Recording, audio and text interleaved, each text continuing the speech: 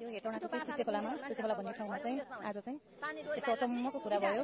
एउटा बोलेरो यो बाटो यहाँको चाहिँ माछा प्लान्टमा चाहिँ आउने बाटो यो यहाँनिर चाहिँ बोलेरो चाहिँ आज हिँड्दा हिँड्दै बाटो भाँसिएर अनि भित्र छिर्यो। अब यत्रो छ एरिया, यत्रो छ एरियामा भित्र छिर्यो। अब कहीँ पनि देखेको छैन होइन।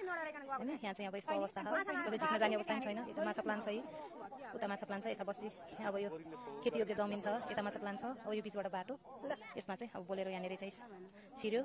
अब यहाँ कहीँ देखिएको छैन। अब यो के हो यो अचम्म, केही अब के शक्ति छ कि के छ, अचम्मै भयो। अब यहाँ यस्तो अवस्था छ। अब यहाँनिर चाहिँ बासिन्दाहरू वरिपरि हुनुहुन्छ हेर्ने उपाय केही पनि छैन, यहाँ झिक्ने उपाय केही पनि छैन, यस्तो अवस्था।